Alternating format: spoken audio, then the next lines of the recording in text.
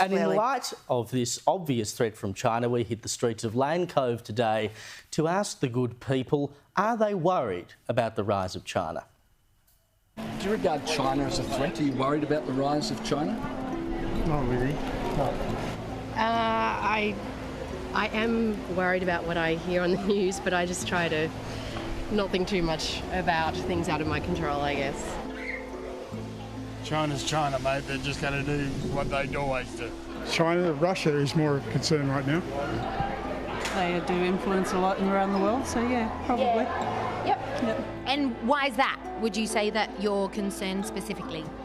I've never been one to like being told what to do, so their influence, not a fan of.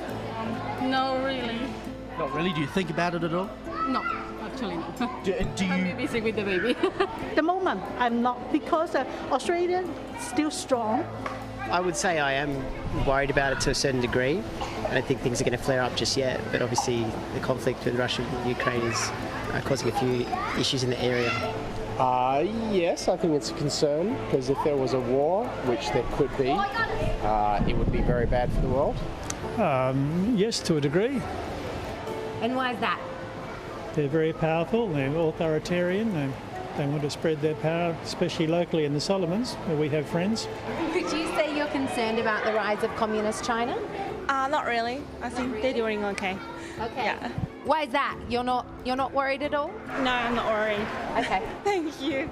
See ya. Now, apart from that woman at the end who said they're doing okay, maybe the only CCP supporter I came across out there today, the overwhelming response was that, yeah, we have some concern about China. I know that people weren't, knocking down the door to say, I think China's going to come and invade and shoot my children in their bedrooms tomorrow, but there was certainly a level of concern that the rise of China was a threat to the West. And I think the federal government and Western governments around the world should take heed of that. I mean, that was almost a uniform opinion. It's just such an easy win to start talking about these issues and fighting these issues openly and publicly. I think we've lived in such an unprecedented period of peace and prosperity.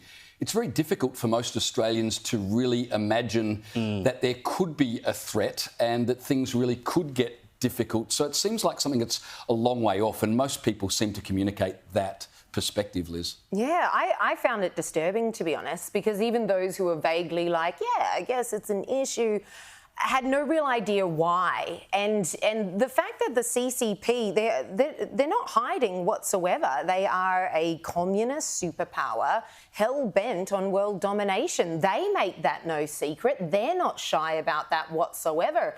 One of my favourite pastimes is reading the Global Times, reading the state propaganda they pull out on a daily basis.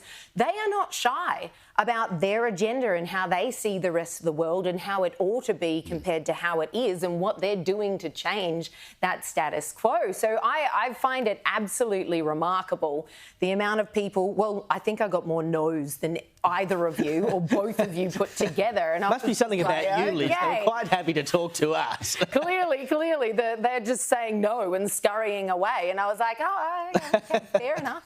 It is also worth noting, you bring up the Chinese state media, that the Chinese state media was very clear in which party it wanted to win the federal government, election here last year, and it wasn't the coalition, put it that way. No, indeed.